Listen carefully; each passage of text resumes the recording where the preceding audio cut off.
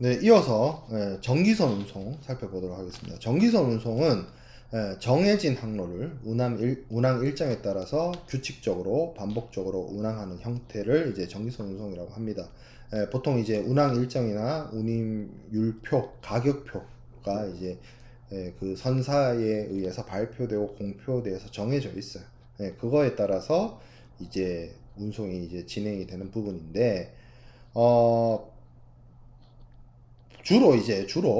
주로 공산품 이런 것들을 활용을 해서 많이 이용을 합니다. 보통 이제 어, 전기선도 무조건 다 100% 컨테이너 선만 있는 것도 아니고 뭐 벌크 선이 있긴 합니다만 그건 좀 소수고 주로 이제 컨테이너 선 우리가 뭐 부산항이나 이런 데서 여러분들이 지나다니며 볼 수 있는 대형 컨테이너 선들이 전기선 운송을 하고 있다라고 이야기하면 될 것 같고요. 전기선 운송이 가지고 있는 특징은 이게 정해진 일정이 있어요. 정해진 일정에 따라서 운항을 하고 여러 하주가 의뢰한 화물을 운송을 하고요. 특정한 하주가 이제 뭐 배를 빌려서 운용을 하는 것이 아니라 이것이 뭐 여러 하주로부터 화물을 인수받아서 접수받아서 운송을 하는 거고요. 그리고 이제 운임동맹 뭐 교과서에는 운임동맹 이야기를 하게 돼 있는데 운임동맹이 실질적으로 공동의 어떤 목표를 가지고 운임률을 적용하는 경우가 있지만 이게 옛날은 아니고 옛날에는 이런 식이었지만 최근에 들어와서는 여러 국가의 독과점법 이런 문제로 인해서 공동 운임을 하는 이런 어떤 해운 동맹, 운임 동맹은 사실상 조금 무너진 상태고 그냥 전략적 제휴의 얼라이언스 형태로 연합 내지는 동맹 형태로 이제 전환이 되고 있습니다. 그리고 글자가 있네요.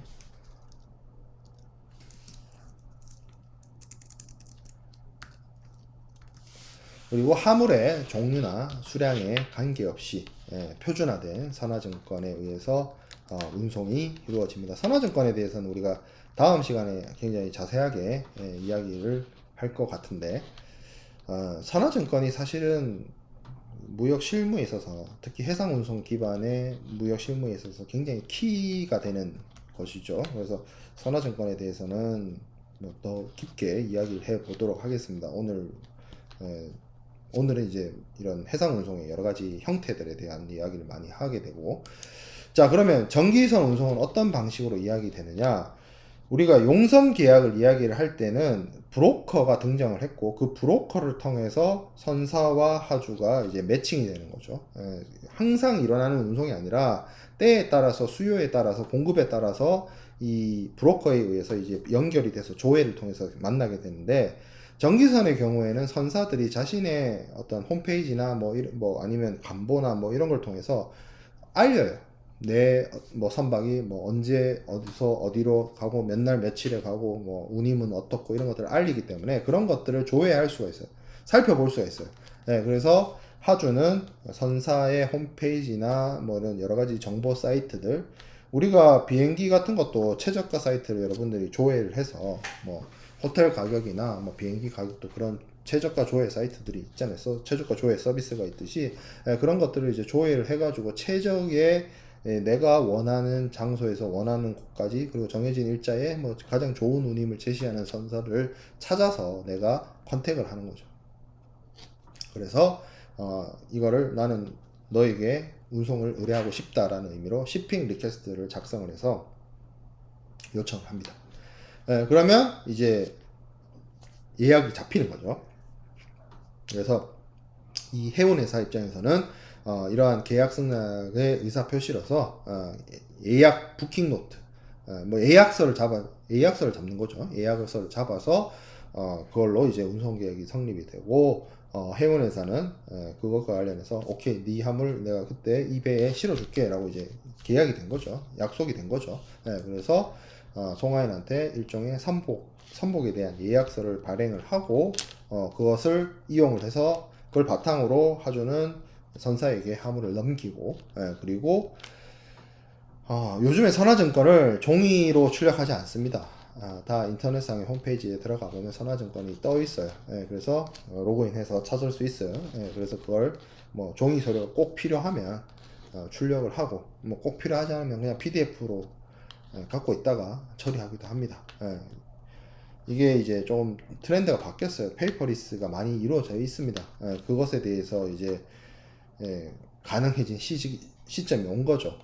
예전에는 종이 서류가 굉장히 중요했던 것들이 은행이 개입한다는 것 자체도 사실 신용장 거래죠. 신용장 거래에서 은행들이 서류 수리와 관련해서 신용장 조건에 일치하는 서류를 수리하기 위해서 반드시 서류를 이제 종이로 출력을 해서 서류를 제출하도록 했고 그 서류를 갖추도록 했는데 지금은 신용장도 안 쓰는 상황이기도 하고 이 업무 프로세스 자체가 굳이 종이 서류를 발행을 해가지고 이거를 유통을 시키고 하는 것 자체가 굉장히 안 쓰는 방식이 됐죠. 전부 다 전자화, 전산화, 페이퍼리스화 다 되어 있기 때문에 신용장도 안 쓰고 해서 선화증권 같은 경우에는 만약에 신용장을 통해서 대금 결제를 하는 것이 아니라 뭐 송금 방식으로 한다 뭐 이렇게 돼버리면 굳이 선화증권을 종이 서류로 발행을 굳이 해가지고 이거를 유통을 시킬 필요까지는 없는 거예요. 필요하면 뽑는 거고 안 필요하면 안 뽑는 거지 뭐. 그런 식으로 많이 그 업무 프로세스가 옮겨오고 있습니다. 자, 그러면 정기선은 어떻게 기초적으로 운임을 정하느냐? 정기선 운임은 기본이 있고요. 기본 되는 운임이 있고 여기에 우리 예를 들어서 심야 시간에 택시 타면 할증이 붙듯이 할증료와 기타 부가 요금들이 이렇게 더해져서 요금이 책정이 돼요.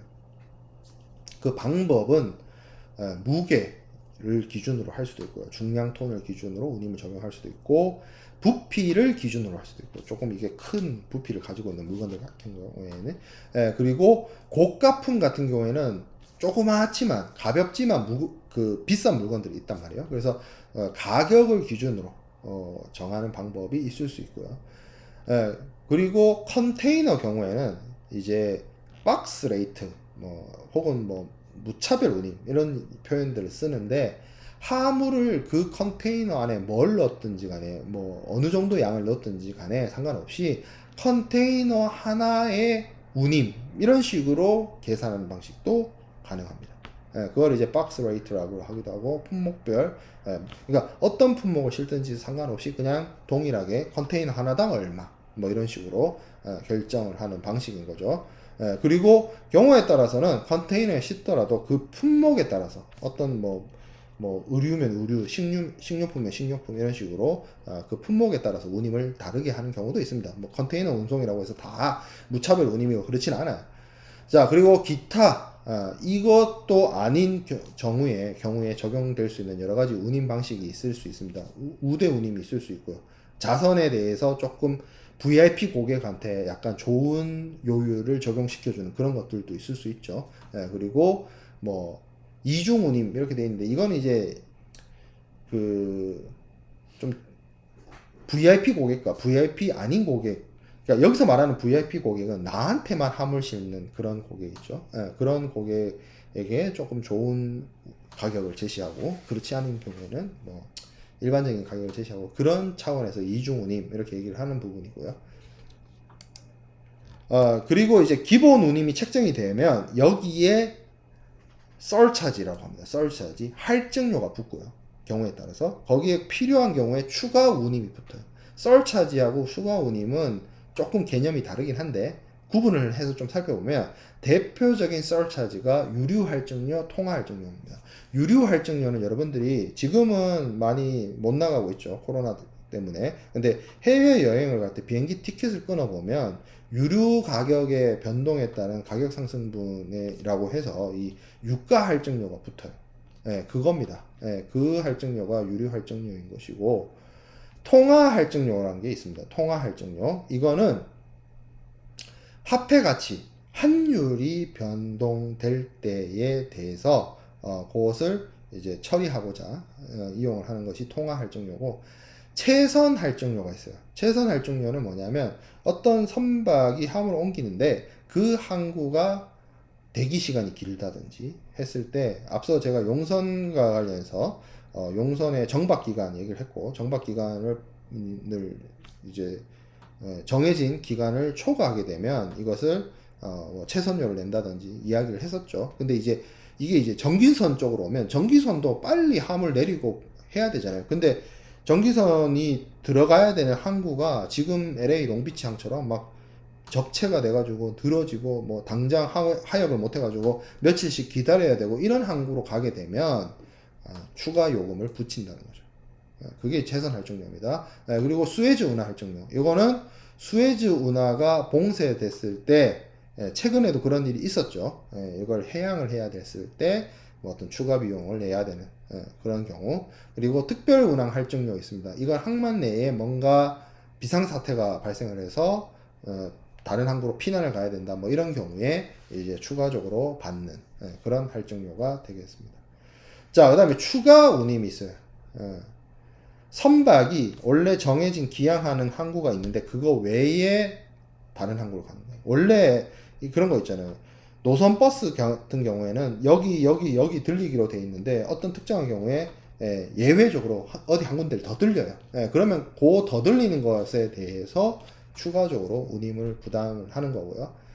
출발을 할 때 목적지 양육항을 정하도록 되어 있는데 그게 정해지지가 않아서 이런 거죠. 양육항이 여수 강양항에도 내릴 수 있고 부산 신항에도 내릴 수 있게 옵션이 주어진 거예요. 그 선택을 하는 거죠. 그렇게 되면 요거는 조금 더 추가적인 돈을 더 냅니다. 그 다음에 항구를 정해놨다가 바꿔요. 그러면 그것도 변경료를 내는 거고, 초과 할증료, 용적 장척 할증료 있는데 이거는 이제 무게를 초과했을 때 아니면 용적이나 장척에 대한 그러니까 용적은 부피고요. 장척은 긴 거예요. 긴 거. 화물이 일반적인 사이즈보다 조금 길어. 화물이 일반적인 무게보다 무거워. 그럴 때 추가적으로 된 부분. 그리고 전쟁 위험에 대한 할증료. 조금 전쟁 위험이나 이런 것들이 전쟁으로 위험한 지역으로 운항을 하거나 하역을 해야 되는 그러한 경우에 추가적으로 부과되는 운임을 얘기를 합니다. 이거를 이제 뭐 국어에서는 이걸 할증료라고 하는데 비용적인 측면에서 영어 표현으로는 이게 그냥 뭐 구분 없이 사용을 합니다. 뭐 할증료나 추가 운임이나 이런 부분들이 조금 구분 없이 사용되기도 하지만 대체적으로 교과서에서 나누는 기준은 이렇게 나눈다 하는 거죠. 이거는 이제 할증료고 이 부분은 운임에 더해지는 추가 운임이다 라고 보는 부분입니다. 그 외에도 CFS 차지가 있는데 요거는 뒤에 이제 다음 주에 우리가 컨테이너 이야기할 때 얘기를 하겠지만 컨테이너를 하나의 하주가 한 개의 컨테이너를 가득 채우는 경우는 문제가 없으나 여러 하주의 화물을 하나의 컨테이너에 적입을 하는 경우가 있어요. 그러면 이제 그러니까 쉽게 말해서 한 명의 하주가 컨테이너 하나를 다 못 채우니까 여러 하주 화물을 하나의 컨테이너에 묶어 넣는 거예요. 그러면 이제 그런 작업들을 해야 되는데 그런 작업을 하는 데 있어서 발생되는 소요 요금을 CFS 차지라고 하고요. 그리고 여기 있는 디머리지나 디테션 차지는 뭐 이건 이제 그 컨테이너나 이런 것들 혹은 화물을 빨리 반출하지 않아서 발생되는 연체료, 지체료 이런 것들에 대한 전기선의 경우에 이런 부분이 발생할 수 있다. 우리가 앞에서 봤던 용선과 관련된 거는 정박 기간을 지키지 못해서 발생되는 연체료였잖아요. 이거는 컨테이너나 화물을 빨리빨리 빼줘야 되는데 그러지 못해서 발생되고 추가되는 요금이라 볼 수 있겠습니다. 자, 그러면 이제 전기선의 뭐 운임이 책정되는 방식, 기본 요금에다가 거기에 이제 추가되는 서차지와 추가 운임, 그런 이제 요금들이 계산이 되고 결합이 돼서 운임이 책정된다는 얘기를까지 했고요. 자, 그 다음에 볼 내용은 해운동맹입니다. 해운동맹이 예전에는 이게 활성화되어 있었어요. 그래서 그 선사들끼리 자신의 어떤 영업력이나 이런 것들을 활용을 해서 하주들을 구속하거나, 여기서 구속한다는 거는 법적으로 뭐 감옥에 넣는다 그 구속이 아니고 내 동맹 선사만 이용하도록 강제한다는 것, 그런 의미였어요. 이제 구속이에요. 그래서 운용이 되거나 이제 일종의 그 어떤 선사들의 담합, 선사들의 카르텔, 약간 마피아처럼 그렇게 운영되는 게 해운동맹이었습니다. 이게 개방형이 있고 폐쇄형이 있는데 개방형은 미국식. 여기서 개방형이란 거는 들어가고 나가고가 쉬우면 개방형이고요. 들어가기도 어렵고 나오기도 어려우면 폐쇄형입니다. 유럽은 약간 폐쇄형이었는데 이런 동맹을 통해서 상호간의 운임이라든지 뭐 항구라든지 터미널이라든지 이런 것들이 서로 이제 공유하거나 이제 담합을 해서 자기들끼리 잘 해먹고 경쟁 선사를 배척하고 이제 눌러앉히는 거죠. 배척시키고 이제 퇴출시키는 목적으로 이렇게 조금 안 좋은 의미로서 사용되었던 것이 이 해운 동맹이에요. 그래서 해운 동맹을 운영하는 데 있어서 여러 가지 방식이 있지만 해운 동맹 선사들 사이에서는 어떤 방식으로 운영을 했냐면 운임 협정이나 항해 협정, 뭐 경우에 따라서는 공동 계산 협정 이런 걸 이용을 해서 자기들끼리 이제 단속을 하는 거죠. 운임 협정은 쉽게로 말 그대로 이야기해서 운임 담합이에요. 가격표를 담합하는 거예요. 그리고 항해 협정은 뭐냐면 전 세계 모든 선사들이 전 세계 모든 항구에 배를 동시에 이렇게 막 투입할 수가 없잖아요. 그러니까 자기들끼리 경쟁 안 하려고, 멤버들끼리 경쟁을 안 하려고 너는 저기 하고 너는 저기 하고 이렇게 구역 배분을 해주는 거예요.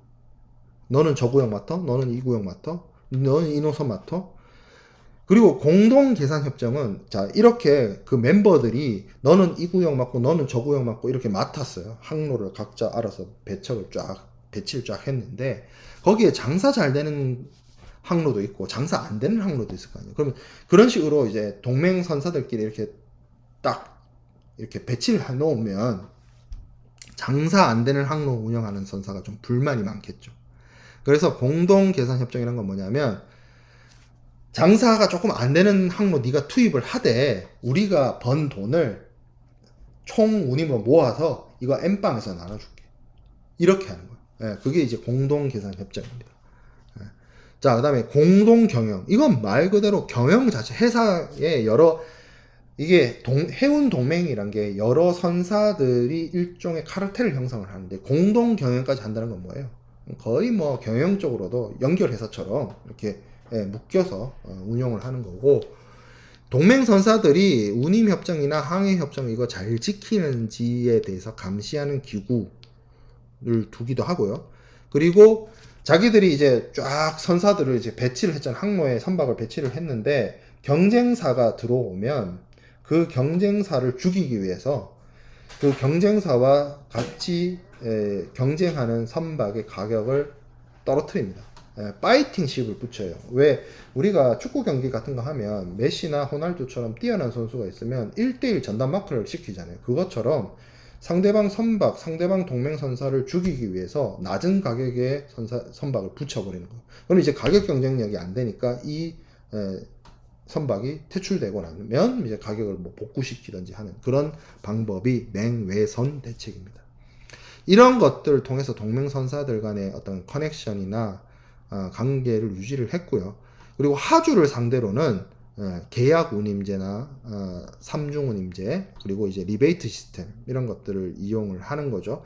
계약 운임제는 아까도 제가 이중 운임 이런 얘기를 했지만 여기에 핵심은 이런 거예요. 자기 선사 혹은 자기 동맹 선사만 이용하는 고객에게 조금 더 좋은 이유를 제공하는 그러한 방식을 이제 계약 운임제라고 하고요. 그러니까 운임이 두 개가 되는 거죠.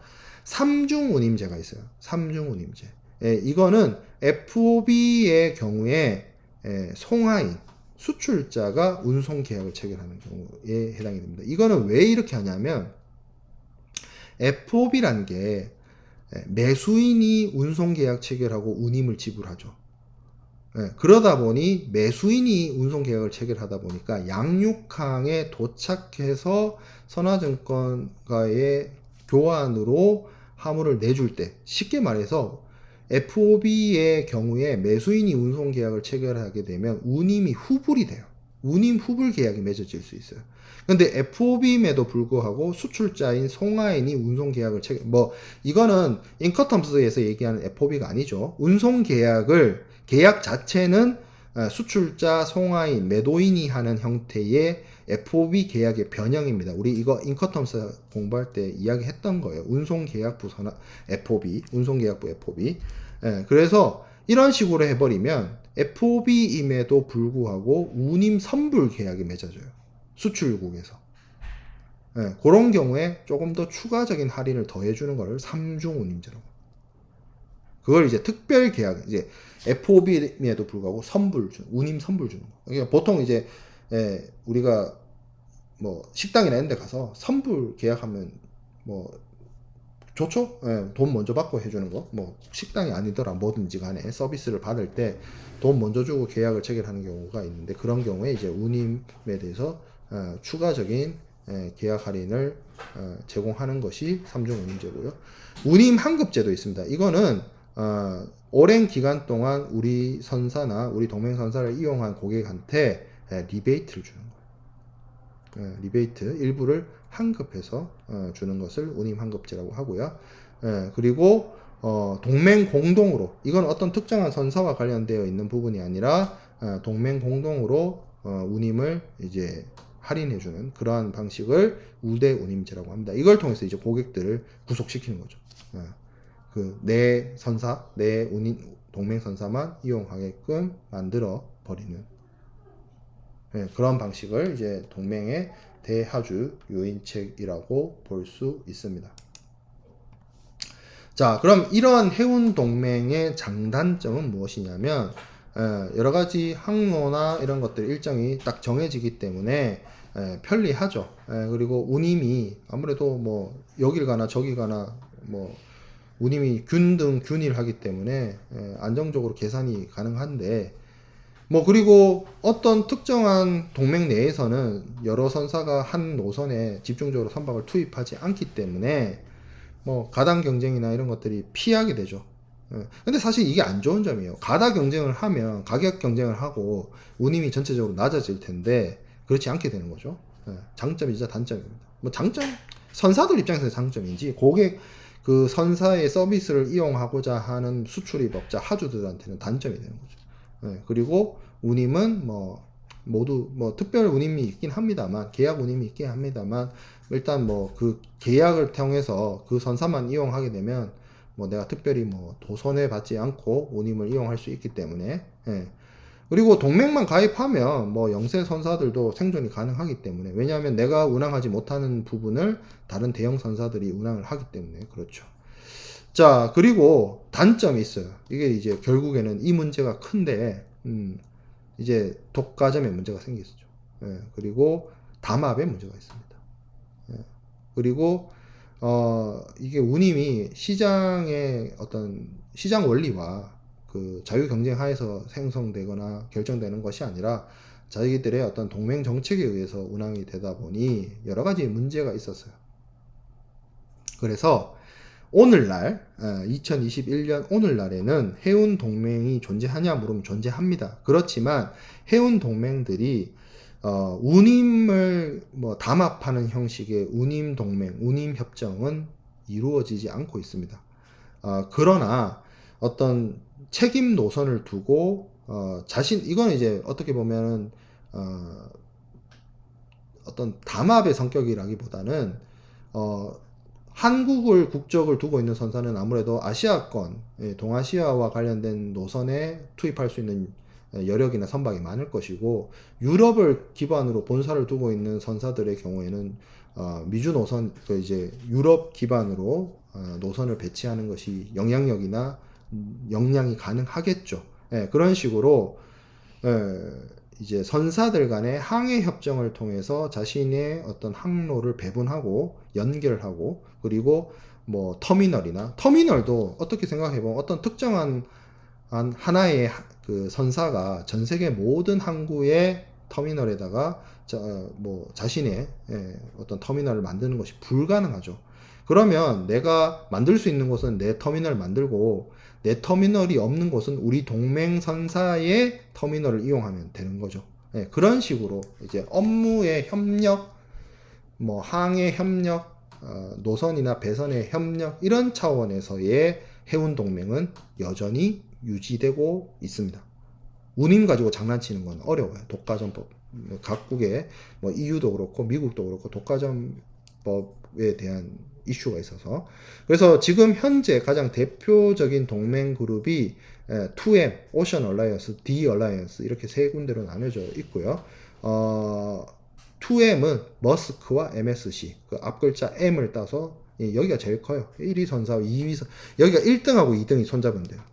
머스크가 1위, MSC가 2등 이런 거고 오션 얼라이언스는 그 중국 선사 코스코 그리고 CMA, CGM 그리고 뭐 에버그린 이런 선사들이 힘을 합치고 있는 것이고 하팡로이드, 원, 양미 그리고 한국 여기는 이제 현대상선이라고 되어 있는데 지금 HMM이라고 하죠. 현대상선이 소속되어 있는 D 얼라이언스도 있습니다.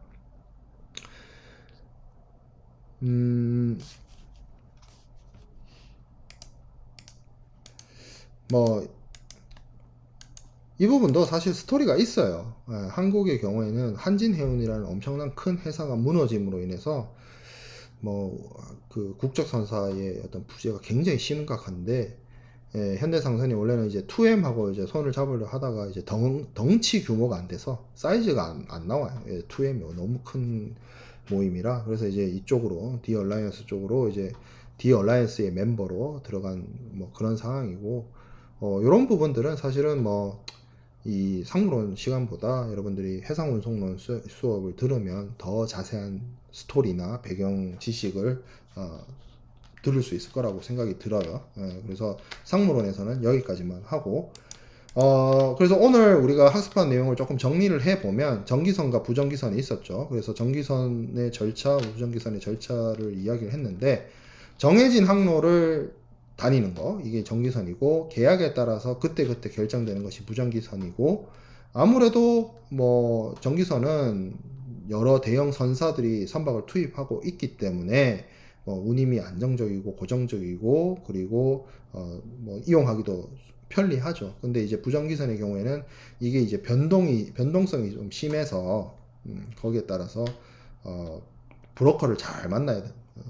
그리고 주로 이제 벌크 화물이고 정기선은 컨테이너 운송을 주로 하게 됩니다. 그래서 정기선의 경우에는 우리 앞에서 봤던 이런 선사들이 다 정기선사예요. 그런 정기선사에게 직접 컨택을 해가지고 화물운송 계약을 체결하고요. 부정기선은 이 정도 규모는 아니다. 근데 한국의 경우에는 정기선사가 HMM인데 부정기선으로는 유명한 것이 이제 페노션하고 대한해운 뭐 그런 것이 이제 대표적인 부정기선사가 되겠습니다. 정기선은 선화증권 우리가 다음 시간에 공부하게 될 선화증권을 통해서 계약을 체결을 하고 부정기선은 노던 서식 항해용선 계약에 따른 차터 파티 그걸 작성을 해서 그럼 항해용선이냐 정기용선이냐 나용선이냐 그 따라서 이제 서식이 달라지는 거예요. 서식이 달라져서 그 어떤 표준 계약서 형식으로 사용을 하는 점이 부정기선의 계약 형태라고 볼 수 있겠습니다. 자, 그래서 오늘 이제 해상운송의 이제 정기선, 부정기선에 대해서 쭉 살펴보았고, 그와 관련된 여러 가지 이슈들을 살펴봤어요. 뭐 정박기관이든 선내 하역이든, 그리고 해운동맹, 그리고 부정기선 운임, 정기선 운임, 뭐 이런 부분을 살펴봤는데, 다음 시간에는 우리가 선화증권과 해상운송이 아닌 나머지 부분, 복합운송과 항공운송에 대해서 그 부분은 조금 간략하게만 다룰 거예요. 뭐 중요한 내용은 아니니까 선화증권에 대해서 집중적으로 다루도록 하겠습니다. 예, 마칠게요.